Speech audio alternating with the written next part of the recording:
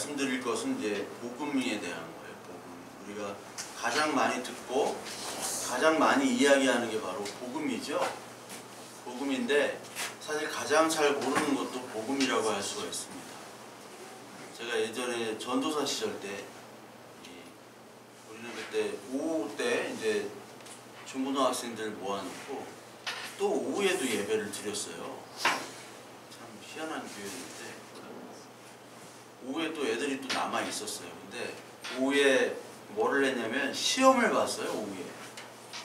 그래서 제가 그때 낸 시험 문제 중에 하나가 복음이란 무엇이냐 써봐라 해가지고 시험을 낸 적이 있는데 애들이 막 다 못 써요. 그래가지고 내가 뭐 호통을 친 적이 있어요. 어떻게 복음에 대해서 모르냐.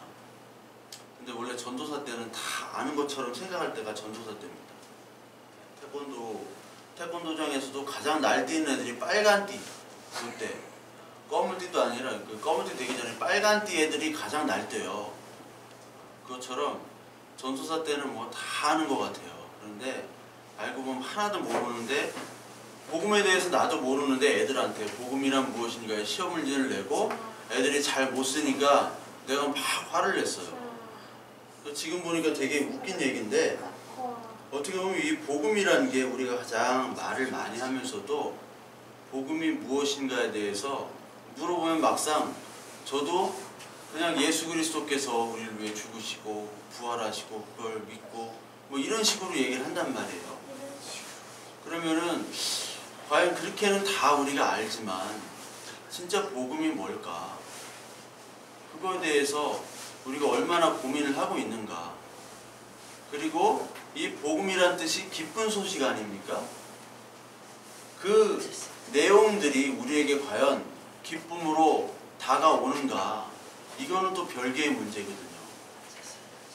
그래서 우리가 복음하면은 기쁜 소식이라고 하는데 사실 이게 죽어서 천국을 가는 그런 소식으로 그냥 우리가 알고 있어요. 복음이라는 거를. 기쁜 소식을. 그런데 죽어서 가는 천국은 다른 종교에도 물론 있죠. 죽어서 가는 천국은 모든 종교에 다 있습니다. 그런데 예수 그리스도께서 뭐라고 말씀하셨는가? 하나님의 나라, 천국이 이미 이 땅에 왔다고 얘기하셨죠? 하나님의 나라가. 그러니까 하나님의 나라가 이미 왔다는 것은 기쁜 소식을 너한테 전해주러 예수 그리스도께서 오셨잖아요. 그래서 누가복음 4장에 예수 그리스도께서 왜 오셨는가를 얘기하셨죠? 누가복음 4장 한번 볼까요? 누가복음 4장에 4장 18절 선지자 이사야의 글을 드리거늘 책을 펴서 이렇게 기록된 데를 찾으시니 곧 주의 성령이 내게 임하셨으니 이는 가난한 자에게 복음을 전하게 하시려고 내게 기름을 부으시고 나를 보내사 포로된 자에게 자유를 눈먼 자에게 다시 보게 함을 전파하며 눌린 자를 자유롭게 하고 주의 은혜의 해를 전파하게 하려 하심이라. 가난한 자 그리고 포로된 자에게 복음을 전하고 자유를 주고 그리고 기름을 부으시고 눌린 자를 자유롭게 한다 라고 얘기를 하셨습니다. 그러면서 이것들이 바로 기쁜 소식이다 라고 얘기를 하시는 거예요. 그래서 예수 그리스도께서 전해진 이 말씀이 바로 우리에게 기쁜 소식이 되어야 되는데 우리가 많은 설교 말씀을 듣고 하나님 성경 말씀을 읽고 그러는데 그것이 과연 우리에게 기쁜 소식이 되느냐. 저와 여러분들에게 오늘도 하나님께서 예수 그리스도를 보내시고 예수 그리스도께서 우리를 위하여 죽으신 우리 죄를 사해 주시는 것들이 기쁜 소식이 되고 있습니까? 네, 그러면 뭐 할 말이 없죠. 다 끝났는데 네, 기쁜 소식이라는 게 우리가 그렇게 쉽게 기쁘면은 이제 하나님께서 불러 가시죠. 이제 다 마쳤다. 네 할 일을 다 끝냈다. 그런데 우리는 어떨 때 기뻐해요? 우리의 외적인 조건들이 갖춰졌을 때 기뻐하잖아요. 돈이 좀 생기면 기뻐하고, 돈이 생기면 저도 너무 기쁘더라고. 돈이 생기면 너무 기뻐해요. 그리고 돈이 좀 없으면 좀 슬픈 거 같고, 처량하고, 궁상맞고. 그런데 하나님께서 주시는 이 복음은 돈과 어떤 환경과 외적인 것과는 전혀 관계가 없죠? 전혀 관계가 없습니다. 하나님께서 말씀을 주시고 이 말씀을 통해서 우리가 어떠한 존재인지, 그리고 우리는 누구고 우리는 왜 살며 하나님은 어떤 분이신지, 그리고 예수 그리스도께서 우리를 위해 죽으셨다는 것이 무엇이며 죄사함이 무엇인지에 대해서 바로 깨닫게 되는 것으로 말미암아 우리가 이 세상으로부터 자유하고 기뻐할 수 있는 그것들이 바로 복음이라는 거죠. 그래서 하나님 말씀이 우리에게 오면 그거 우리가 가지고 있던 가치관, 세상적인 욕구들이 어떻게 보면 다 내뱉어져야 되는 거예요. 가치관이 바뀌는 겁니다. 저희 어머니가 이제 통증이 심하기 때문에 예전에 이제 마약 진통제를 드셨어요. 마약 진통제. 근데 마약 진통제를 먹으면 부작용이 있습니다. 머리가 아프고 온몸에서 이제 구토 증세가 와요.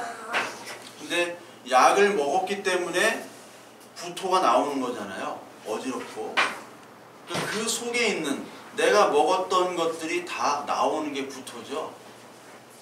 물론 술 많이 먹어가지고 오바이트 하는 사람도 있지만, 그러니까 약을 섭취했다는 것은 그 약의 효과를 보려고 하는 거잖아요. 물론 부작용도 있지만 마찬가지로 우리가 하나님의 말씀이 있잖아요. 하나님의 말씀이 우리 안에 들어가면 바로 우리 안에 있는 더러운 것들이 있죠. 그것들이 끄집어내게지는 것이 바로 당연한 결과로 나타나요. 그래서 우리에게는 하나님께서 어떤 약을 주셨냐면 신약과 구약, 약 2개 주셨죠.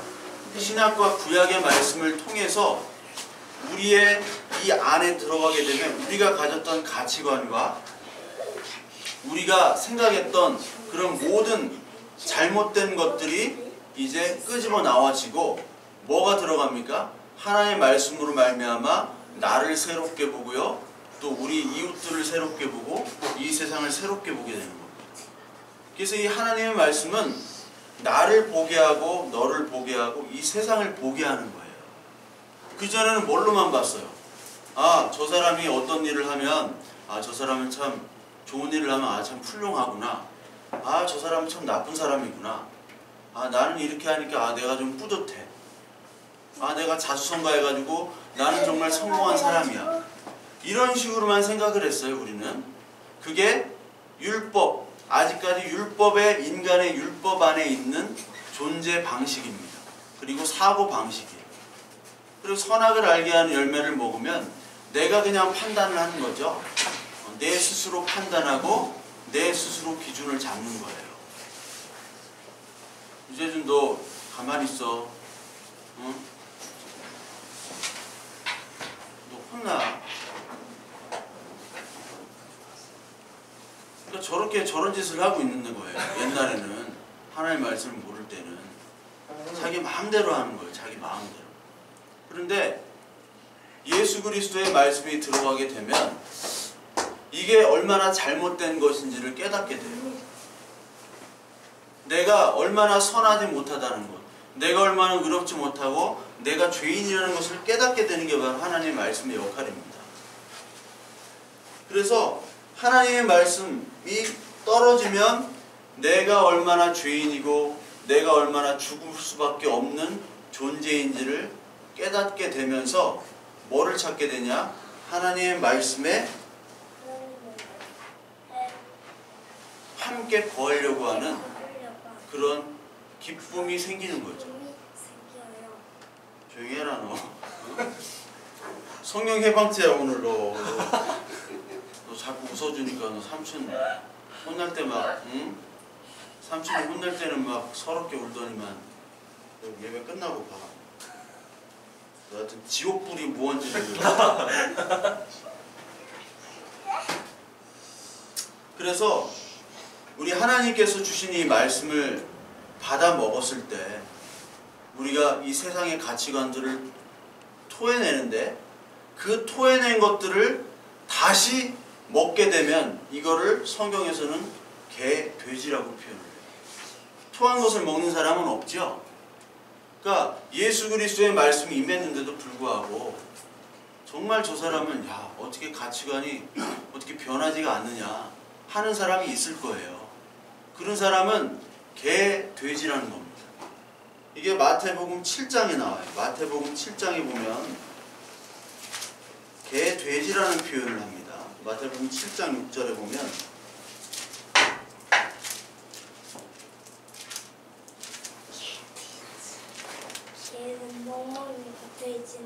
여기 한번 보겠습니다. 거룩한 것을 개에게 주지 말며 너희 진주를 돼지 앞에 던지지 말라. 그들이 그것을 발로 밟고 돌이켜 너희를 찢어 상하게 할까 염려하라. 거룩한 것, 이 거룩한 하나님의 말씀을 개에게 주지 말라는 거예요. 돼지에게 주지 말라는 거예요.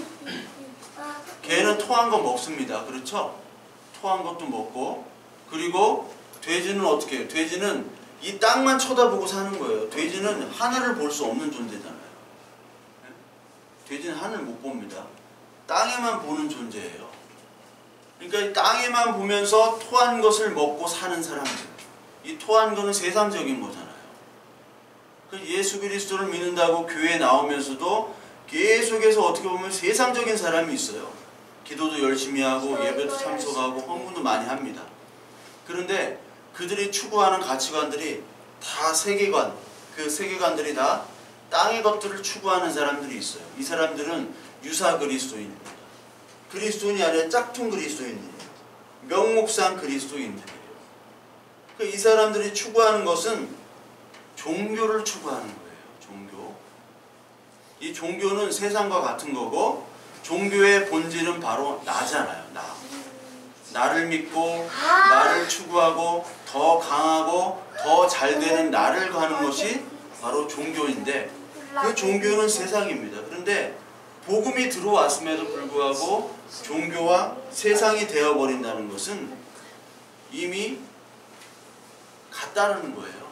우리가 복음이 세상과 같이 여겨지는 것을 얘기하는 거예요. 그렇다고 보면은 우리가 하나님, 예수 그리스도 이렇게 얘기하는 것은 다른 종교에도 하나님이 있잖아요. 이름만 다를 뿐 똑같은 신을 믿는 거죠. 그 신의 본질은 바로 나입니다.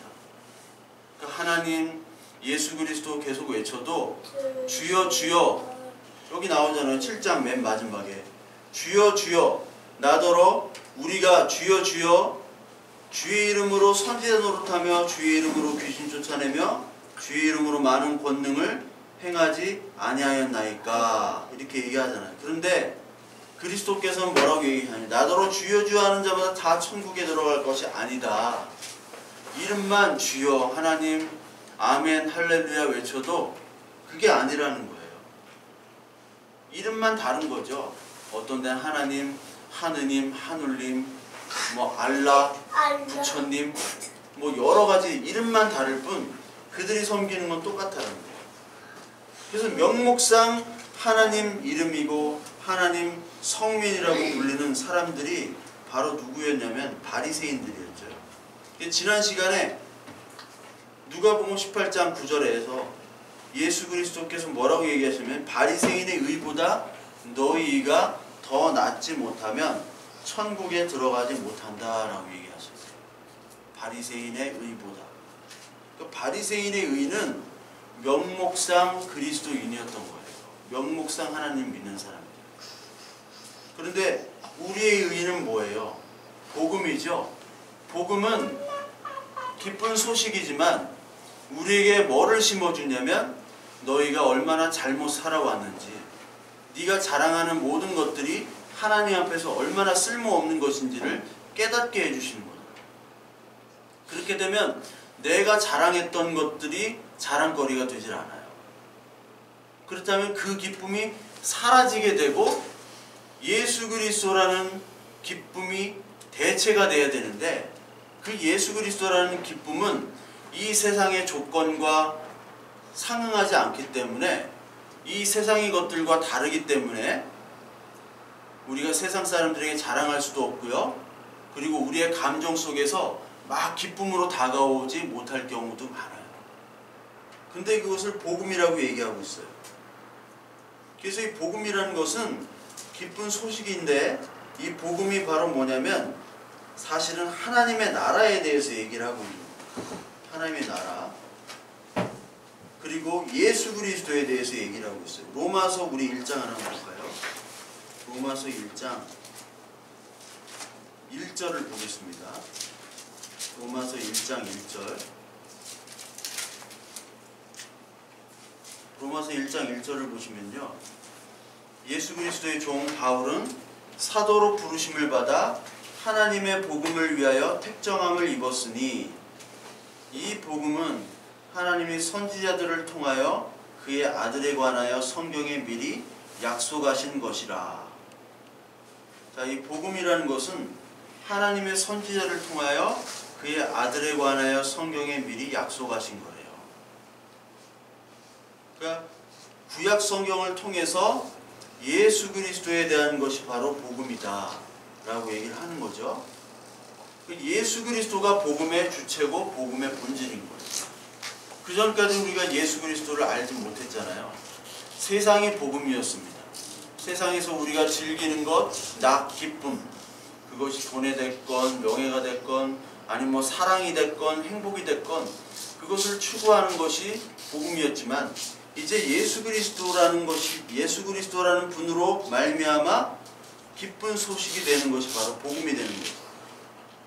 그리고 고린도전서 15장을 보시면요, 고린도전서 15장은 부활장이라고 불리는데, 15장을 쭉 보면요, 너희에게 전한 복음을 너희에게 알게 하노니 이는 너희가 받은 것이요 또 그 가운데 선한 것이라. 이렇게 하면서 복음이 시작되는데, 복음이라는 게 뭐냐면 예수 그리스도의 십자가의 죽음과 바로 부활로 말미암아 우리가 모든 죄가 사해졌다라는 것을 고린도서 15장 1장부터 끝까지 설명을 하고 있어요. 복음이라는 것이 우리의 죄사함인데, 이 예수 그리스도께서 십자가와 부활을 얘기하고 계신 거죠. 그렇다면 이 복음이 과연 어떻게 임하느냐, 우리 마가복음 1장 한번 볼까요? 마가복음 1장.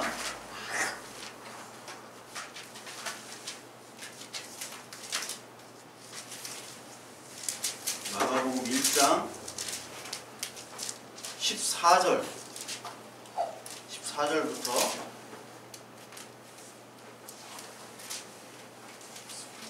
14절 보시면, 요한이 잡힌 후 예수께서 갈릴리에 오셔서 하나님의 복음을 전파하여 이르시되 때가 찼고 하나님의 나라가 가까이 왔으니 회개하고 복음을 믿으라 하시더라 라고 얘기를 하십니다.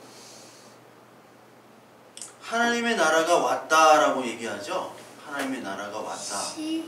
회개하고 복음을 믿으라. 하나님의 나라라는 것을 또 기쁜 소식과 연결을 시키고 있습니다. 그러니까 하나님의 나라가 반대되는 것은 이 세상이잖아요. 세상. 이 세상에서 우리가 살아가고 있는데, 그 세상의 지배가 아닌 하나님의 지배를 받는 것이 바로 하나님의 나라다. 그래서 이 하나님의 나라는 신약 성경에서 갑자기 나오는 것이 아니라 구약에도 같이 나와요. 구약에 이사야서 두 군데만 한번 보겠습니다. 이사야서 40장과 52장인데요.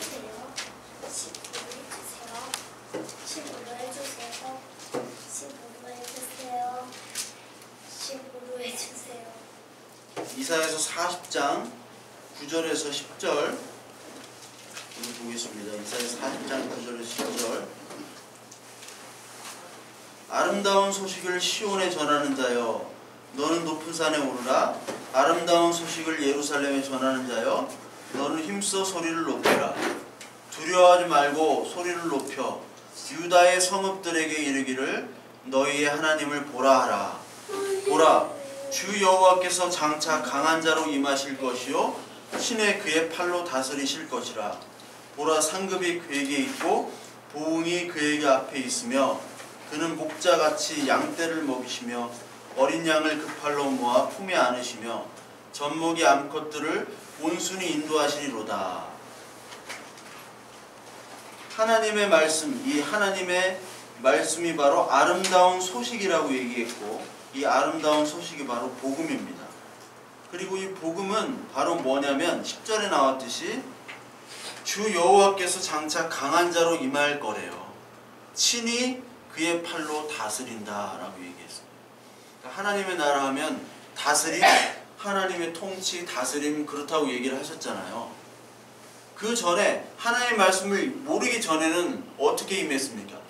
내가 원하는 대로 나의 힘으로, 그리고 내가 힘이 부족하면 세상의 힘들을 얻어서, 그리고 다른 사람의 힘을 융통해서 나를 키우려고 하는 게, 그게 기쁜 소식이 복음이었는데, 이제는 하나님의 말씀과 하나님의 다스림으로 살아가는 것이 기쁜 소식과 아름다운 소식이다 라고 얘기를 하고 있죠.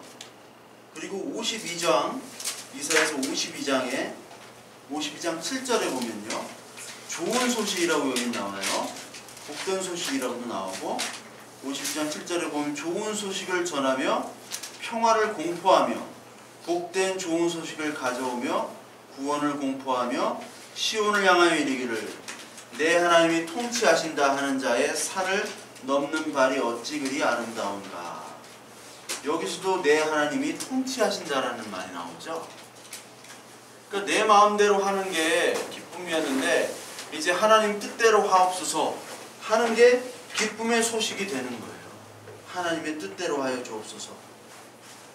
그래서 하나님의 나라라는 것은 곧 어떻게 임하냐면 예수 그리스도의 죽음과 부활을 통해서 오시는 건데, 그 예수 그리스도의 죽음과 부활은 그냥 예수 그리스도는 어떤 인물의 부활과 죽음이 아니라 곧 나의 죽음과 부활이 될 때 그것이 복음이고 그것이 하나님의 나라가 되는 거예요. 이게 갈라디아서 2장 20절에 나와 있죠. 갈라디아서 2장 20절에 보면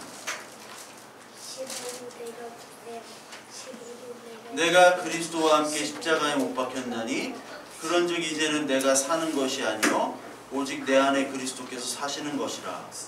이제 내가 육체 가운데 사는 것은 나를 사랑하사 나를 위하여 자기 자신을 버리신 하나님의 아들을 믿는 믿음 안에서 사는 것이라. 이제 내가 사는 것이 아니라 내가 죽었다고 얘기를 해요. 예수 그리스도와 함께 십자가에 죽었다. 그게 여러분들 기쁨이 되시냐고요. 그 죽어야지 말미암아 내가 안에 예수 그리스도가 살기 때문에 내가 살고 부활할 수 있다는 거죠.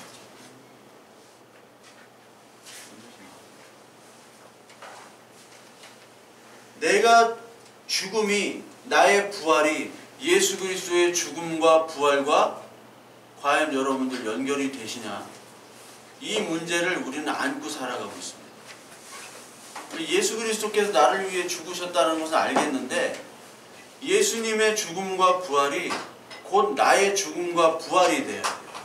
옛 자아가 죽어야 되고 이제 그 옛 자아가 죽음으로 말미암아 새로운 예수 그리스도로 말미암아 새로운 피조물이 돼야 되는데 그 피조물로 우리가 살아가고 있는가? 여기서 복음의 고민이 되는 거죠. 그래서 예수님께서는 분명히 뭐라고 얘기하셨냐면 바울을 통해서 네 마음대로 살지 말라. 이제는 하나님의 말씀을 가지고 있는 사람, 복음을 맛본 사람은 네 마음대로 살아갈 수 없다. 곧 예수 그리스도를 위해서 살라고 이 생명을 주는 거라고 고린도후서 5장 15절에 얘기하십니다. 고린도후서 5장 15절에 그가 모든 사람을 대신하여 죽으심은, 이게 예수 그리스도께서 죽으심이죠. 살아있는 자들로 하여금 다시는 그들 자신을 위하여 살지 않고 오직 그들을 대신하여 죽었다가 다시 살아나신 이를 위하여 살게 하려 함이라.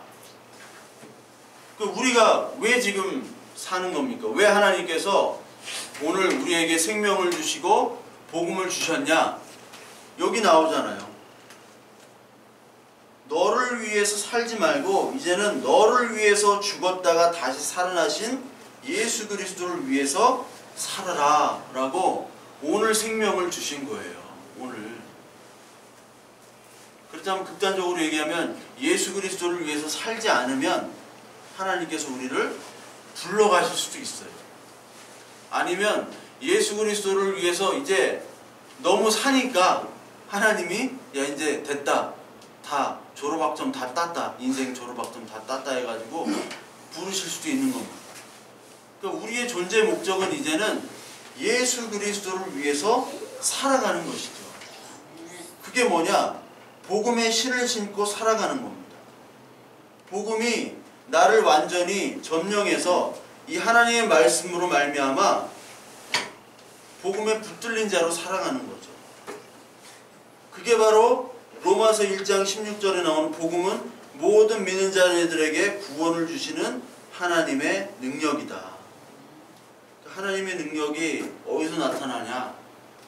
하나님 능력 주세요 하니까 내가 로또에 당첨되고 병이 낫고 그리고 뭐가 잘 되고 자녀가 취직하고 결혼하고 이런 것들이 하나님의 능력이 아니라 내가 기도했더니 하나님께서 나의 삶이 복음으로 완전히 점령되게 하는 것이 하나님의 능력이에요. 그게 성경에서는 바울을 통해서 나타났잖아요. 하나님의 말씀이 임해가지고 바울이 상상을 초월한 그런 고통 속에서도 말씀을 전하는 사명을 살아가다가 나중에 순교했잖아요. 그러니까 하나님의 능력을 주세요라는 것은 하나님 복음이 나한테 임해서 이제 어떠한 조건과 환경에도 불구하고 하나님이 주시는 이 복음에 신발을 신고 막 복음을 전하고 돌아다니는 사람이 되는 거예요. 미친놈처럼. 이게 바로 하나님의 능력이에요. 하나님께서 우리에게 막 돈도 주시고 건강도 주시고 사람이 보기에 정말 좋고 합당하게 여겨지고 그리고 사람이 세상이 보기에 정말 자랑거리가 될 수 있는 것들을 주시는 것이 아니라 세상이 조롱하고 비웃고 그럴지라도 하나의 말씀에 따라서 기뻐할 수 있는 그 능력을 주신다는 거예요. 이것은 바로 하나님께서 애굽을 벗어나게 해서 하나님의 나라 가나안 땅으로 오게 하는 것이 되죠. 그게 세계관이 바뀌기 때문에 그런 거죠. 세계관이. 그러니까 출애굽이라는 것을 제가 세계관이 바뀐다고 얘기를 하셨잖아요. 옛날 출세나 돈이나 행복, 가정, 쾌락 이런 것들에 우리는 다 사로잡혀 있던 세계관이었어요. 그게 다예요. 우리 세계관이. 모든 사람이 살아가는 거는 행복을 위해서 살아가는데 이제 그것을 끄집어내서 이제 야 그게 아니야. 내가 능력을 줄게. 어떤 능력이요? 돈 버는 능력이요? 아니야. 그 돈 버는 능력이 아니라 하나님을 아는 능력 그리고 하나님의 말씀에 기뻐 살며 그것으로 말미암아 위로받고 기뻐하며 살아가는 그런 능력을 내게 너에게 주겠다 하는 것이 바로 하나님의 능력이죠. 그래서 이 하나님의 능력이 복음은 오늘 나온 것처럼 우리에게 평안을 주게 됩니다. 평안. 평안이 히브리 말로 샬롬이죠. 샬롬. 샬롬은 어떤 상태냐면 하나님의 능력이 다 충만해진 상태입니다. 샬롬이라는 거는.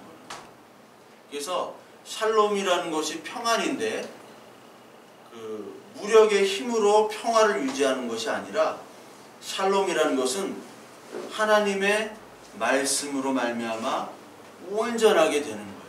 부족함이 없도록. 저와 여러분들이 지금 샬롬의 상태가 있습니까? 없습니까? 있습니까? 있으시면 부족함이 없어야 돼요. 삶에. 내가 돈도 부족하지 않아야 돼요. 그리고 마음도 부족하지 않고 건강도 부족하지 않은 상태가 샬롬이에요. 그러니까 세상에 볼 때는 야, 저 사람이 건강하지도 못하고 부유하지 못하고 관계도 안 좋고 가족도 별로 없는 것 같고 그렇게 생각되지만 하나님이 보실 때 하나님의 소유한 그 기쁨의 복음을 가지고 있으면 우리가 샬롬의 상태로 인도가 된다는 거예요. 이게 경험되어지느냐? 그게 바로 평안의 복음이에요. 평안의 복음. 그래서 예전에는 우리가 세상에 살아가니까 세상이 원하는 조건에 충족되지 않으면 우리가 슬프잖아요. 평안이 없잖아요. 설날 때 친지들이 모여가지고 야, 너 결혼 언제 할 거야? 취직 언제 할 거야? 이런 거 물어보잖아요. 그러면 그것 때문에 이제 안 모이고 안 가고, 그것이 조건이 된다면 우리가 평안이 없는 거예요. 그렇지만 하나님께서 중요시 여기는 그 평안은 바로 하나님의 말씀, 이 하나님의 복음이 임할 때 우리에게 평안이 있을 수 있다는 거예요. 이거는 말로써 어떻게 할 수가 없는 거예요. 저도 과연 이 평안의 복음을, 이 신을 신고 있는가 할 때 모르겠어요. 정말 내가 하나님의 말씀만으로 평안한가? 모르겠어요. 그런데 이 평안의 작업들을 계속 해 나가고 계신 거는 알겠어요. 평안의 작업. 그러니까 다 하나님께서 이것들을, 하나님이 제외한 것들은 다 쳐냅니다. 그래서 마지막 죽을 때는 우리가 뭐가 남아요? 마지막 죽을 때는 하나님밖에 안 남아요. 하나님과 나와의 관계밖에. 아니, 오늘 죽게 생겼는데 돈이 뭐가 필요했어요? 힘도 없어요. 돈을 가지고 쓸 힘도 없고 뭐만 남겠어요? 가족들도 다 떠나요. 하나님밖에 남지 않는 거예요. 그거를 계속해서 해가고 계시는 거예요. 그러니까 죄와 사망의 상태에서는 평안이 절대 있을 수가 없어요. 이번에 뭐 제주도 뭐 게스트 하우스 어떤 여자 살인 사건을 했잖아요. 뭐 민박인 게스트하우스 하는 애가 뭐 성폭행을 하려고 했던지 하여튼 하다가 살인을 했습니다. 그 여자를 살인하고 도망갔죠. 천안에서 자살했어요. 모텔에서 자살했다는 뉴스 나오잖아요. 근데 자살하기 전에 또 성매매 여성을 하나 불렀더라고. 자살하기 전에 좀 즐기고 죽자고 해가지고 그것도 자살을 했어요. 왜 이 사람이 자살할 수밖에 없었는가? 평안이 없기 때문에. 왜 평안이 없어요? 죄를 지었기 때문에, 경찰이 자기를 쫓아가는 걸 알기 때문에. 모텔이 있었지만 얼마나 불안했겠어요. 언젠간 잡히는데, 곧 잡히는데. 그러나 그 평안이 없음을 뭘로 대체를 하려고 그랬어요? 쾌락으로 대체를 하려고 그랬어요. 그 사람의 모습이 이 세상 사람의 모습과 똑같습니다. 여러분, 똑같아요. 근데 세상 사람은 그 사람을 욕해요. 저 새끼 나쁜 새끼, 성폭행하고 또 성매매하고 자살해도 싸다 이 새끼, 막 그러잖아요. 근데 그렇게 욕하는 세상 사람들이 그 사람인 줄을 모르는 거예요. 그 사람들이 평안이 없어요. 세상은 죄를 짓고 살아간단 말이에요. 왜? 하나님이 없기 때문에. 죄를 짓고 살아가는 동안 죄를 짓든 죄를 안 짓든 상관없이 돈 많이 벌고 출세하는 사람이 최고라는 거 아니에요. 그 속에서 열심히 돈 벌려고 출세하고 어떤 사람 사기치고 그래서 돈 버는 사람이 있잖아요. 그 사람의 마음에 평안이 없어요. 이 돈이 언제 사라질지, 이 행복이 언제 사라질지, 이 건강이 언제 사라질지. 돈이 많으면요 사람들이 붙어요. 많이. 여러분들이 돈이 많다고 하면 가족들이 붙죠? 친척들이 붙습니다. 사업하는데 사업자금 내달라, 뭐 해달라, 저거 해달라. 근심 걱정으로 돈이 많아가지고 평안이 없는 거예요. 이 세상엔. 왜 평안이 없는가? 근본적으로 우리는 죄의 상태에 있기 때문에 평안이 없는 거예요. 이 죄는 어떻게 해결이 됩니까? 우리 인간의 힘으로 해결이 되지 않잖아요. 왜? 인간이 죄인이기 때문에. 그 설명 예로 드렸잖아요. 쉬운 예로. 감옥에 가 있는데, 내가 감옥에 가 있어요. 죄인으로. 근데 감옥에 갇혀 있는 사람이 나의 죄를 대신할 수 없잖아요. 내 죄를 대신하려면 죄가 없는 깨끗한 사람이 나 대신해서, 뭐 법적으로는 안 되지만 나 대신해서 감옥살이를 산다고 하면 그건 가능하잖아요. 근데 감옥에 갇혀 있는 사람이 나 대신 감옥살이를 살 수 없잖아요. 마찬가지로 이 세상은 모든 감옥입니다. 감옥이고 죄악의 세상이기 때문에 이 세상의 누구도, 그리고 어떠한 능력과 힘으로도 나의 죄악을 사할 수가 없어요. 어떤 분만? 죄가 없으신 분만. 그러나 인간으로 오신 예수 그리스도만 우리의 죄를 사할 수가 있는 거예요.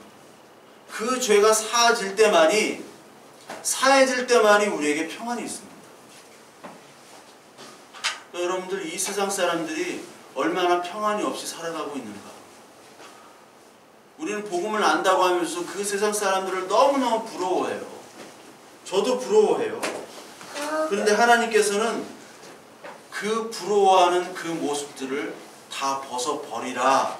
그리고 평안의 복음의 신발을 신으라고 얘기하십니다. 이게 구약 성경에 나와요. 출애굽기 3장 5절에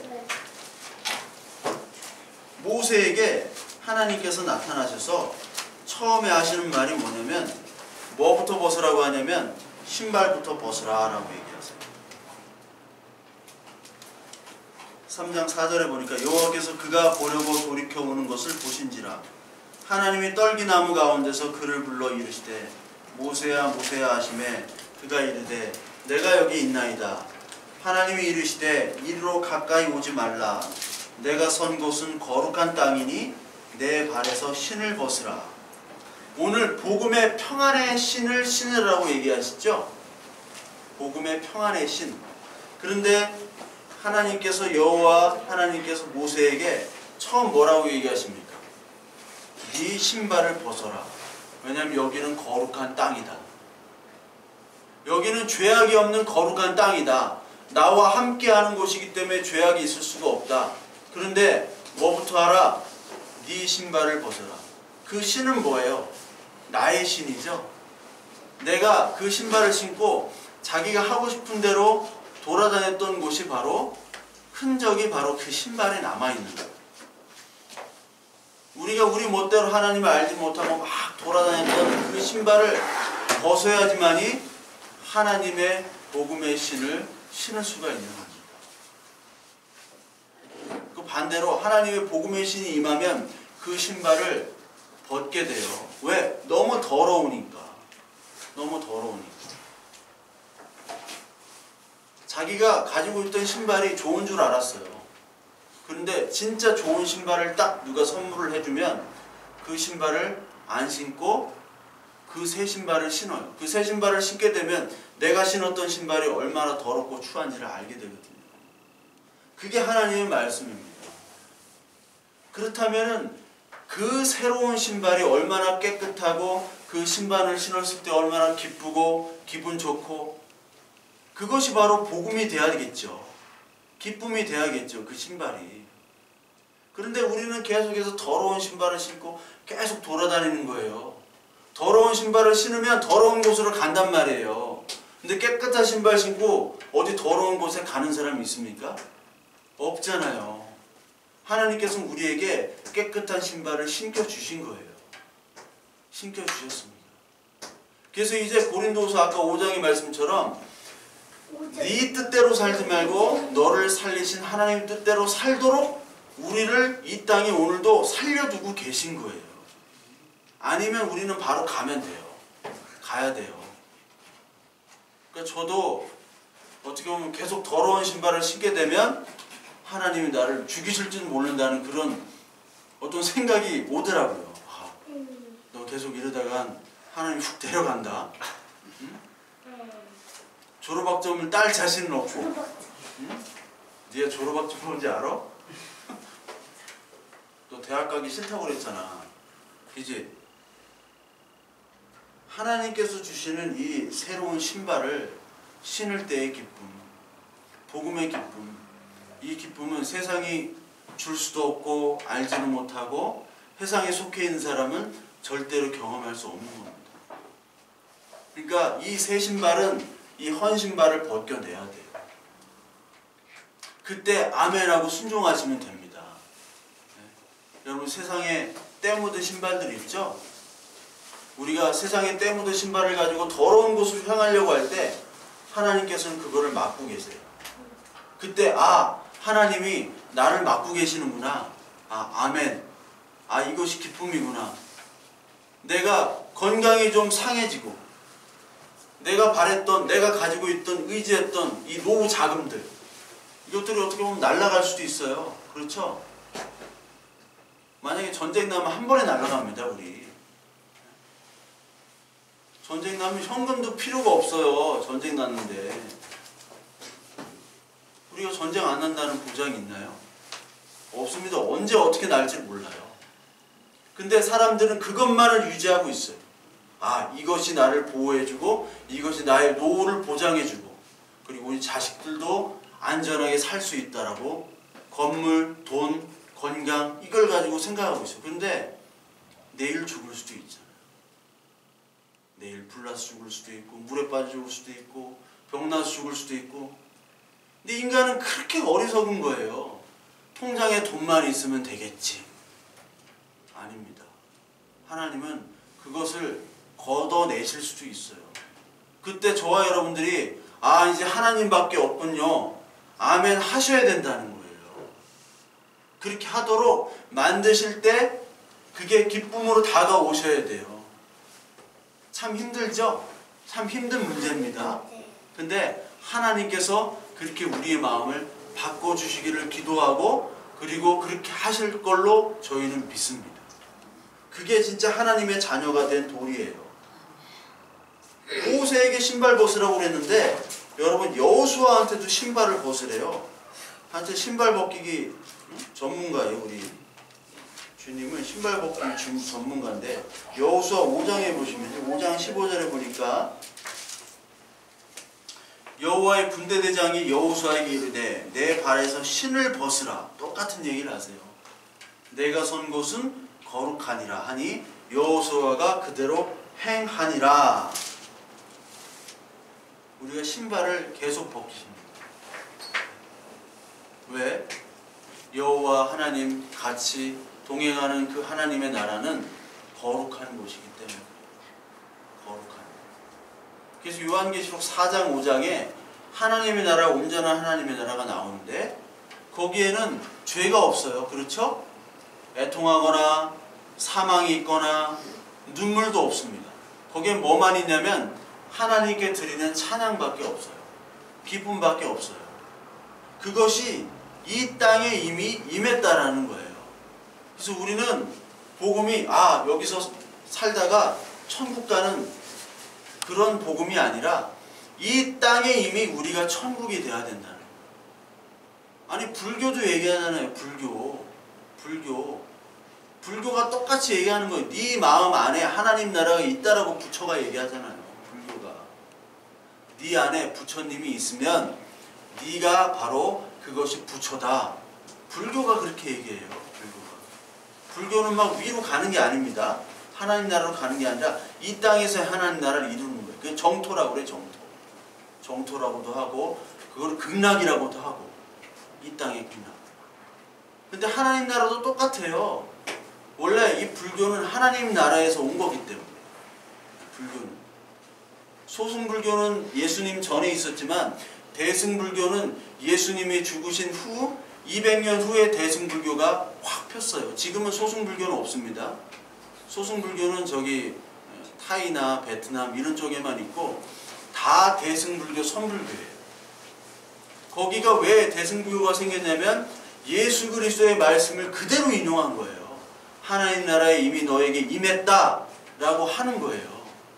이 땅에서의 하나님 나라가 없이 그냥 천국 가는 하나님 나라는 이 성경에서 얘기하고 있지 않아요. 그러니까 어떤 분들은 이 땅에서 잘 살다가 하나님 나라 가가지고 빌려 살고 거기서 막 잘 살고 상급 받고 그런 하나님을 믿는다면 어떻게 보면 좀 잘못 믿는 분이에요. 하나님의 나라 이 복음은 이 땅에 하나님의 나라가 임함으로 말미암아 내가 내 마음대로 사는 게 아니라 하나님이 나를 이끌어 가시는 걸 경험하시잖아요, 여러분. 그렇죠?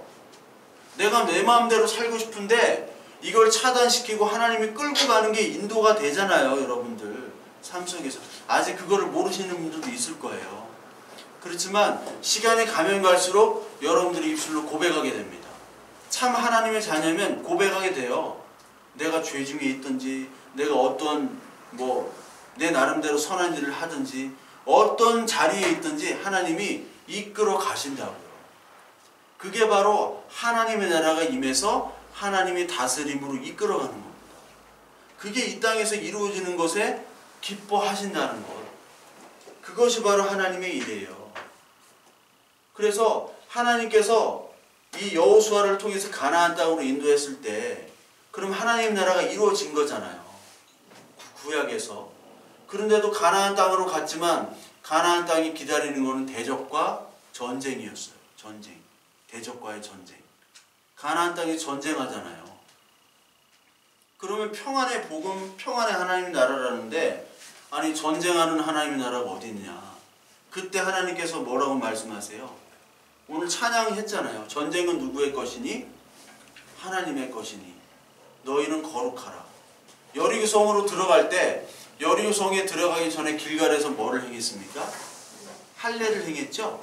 할례. 길갈이라는 뜻이 수치를 벗어버린다는 뜻이에요. 수치를. 길갈이라는 장소의 뜻이. 어떤 수치냐? 애굽에서의 죄의 수치와 그리고 애굽에서 노예의 수치. 옛날엔 내가 죄악으로 말미암아 죄의 노예였어요. 사탄의 노예였습니다. 물질의 노예였고 쾌락의 노예였어요. 그런데 거기서 그 쾌락의 노예였던 나의 생식기를 잘라내는 거예요. 표피를. 그러므로 너의 힘으로 전쟁하는 거 아니야. 전쟁을 못 하잖아요. 어떻게 남자들이 그거 할례를 하고 전쟁을 해. 아파 죽겠는데. 그때 하나님께서 말하시는 게 전쟁은 내 것이다. 그러니 너희는 뭐만 해라? 거룩만 해라. 여호와께 성결. 거룩만 해라. 그 거룩이 뭐냐? 이 땅에서 하나님께서 끌어가실 때 그냥 아멘하고 순종하는 거예요. 세상 사람들과 구별된 게 거룩이잖아요. 거룩. 근데 세상 사람들은 자기 마음대로 일이 되지 않을 때 자기의 힘을 동원하고 악을 씁니다. 그래도 안 되면 막 죽어요. 자살하기도 하고 막 목숨을 끊고 악바리를 부리고. 그런데 하나님의 자녀는 그대로 순종을 하잖아요. 아멘 하면서. 그때 그게 바로 거룩이고 구별됩니다. 여러분 복음이라는 것이 이 하나님의 말씀 하나 말씀으로 규정할 수는 없습니다. 복음이. 그러나 여러분들이 하나님의 말씀을 읽으면서 그리고 이 땅의 삶을 살면서 점점 더 하나님의 말씀이 기쁨으로 다가오실 거예요.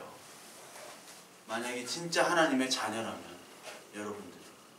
그리고 여러분들이 원하지 않는 일로 원하지 않는 환경으로 하나님이 인도하신다 하더라도 그 속에서 하나님의 말씀만으로 기뻐함으로 여러분들은 순종하며 살 수 있는 겁니다. 여러분 사는 거 별거 아니더라고요. 사는 거 별거 아니에요. 금방 죽어요. 금방. 지난주에도 그때 오신 선교사님이랑 이렇게 얘기를 했는데 그 오신 선교사님에 있는 교회 거기 그 교회가 이제 장로교 합동 교회에서는 최고 그 어머니 교회예요. 가장 위의 교회예요. 거기 135년이 넘는 교회고. 근데 그 목사님이 그냥 어떻게 담임 목사님은 갑자기 돌아가셨는데 암으로 갑자기 돌아가셨는데 그 목사님은 세상적으로도 자랑할 게 굉장히 많아요. S대를 나오시고 아주 그냥 막 다. 그런데 그렇게 초라하고 그렇게 쓸쓸하고 그렇게 아무것도 아니게 그냥 허무하게 그냥 인생이 마감이 되더라고요. 내일 일을 모르잖아요, 우리가. 그러니까 목회자들도 어떤 사람은 목회자인데도 자랑을 해요. 내가 이렇게 자수성가했다. 내가 원래 백도 없고 줄도 없고 배운 것도 없는데 이렇게 큰 교회를 이뤘다. 여기에 그냥 취해 있는 분들이 많아요. 근데 하나님이 보시기에는 어떨 것 같습니까? 그건 자랑거리도 아니고 가소로울 거라고 생각하시죠? 야, 너는 기쁨이 그 큰 교회 만들어진 게 기쁨이냐? 복음의 기쁨이 없냐? 이렇게 얘기하실 거예요. 이게 얼마나 두려운 말씀이에요. 응? 우리는 그런 것들을 너무나 모르고 있어요. 여러분들 참 기쁨, 참 복음, 하나님의 말씀 안에서 하나님이 이끄는 대로 그냥 순종하는 것에 여러분들 아멘 하실 수 있으시겠어요? 저도 자신 없고 여러분들도 아마 자신 없을 거예요. 그런데 앞으로 하나님께서 하실 겁니다. 왜? 전쟁은 나에게 속한 것이 아니라 하나님께 속한 것이기 때문에. 아멘 하시죠? 그리고 이 전쟁은 누구부터 전쟁을 하느냐? 나와부터의 전쟁이에요. 하나님이 나와 전쟁을 하시는 거예요. 나와. 지금부터.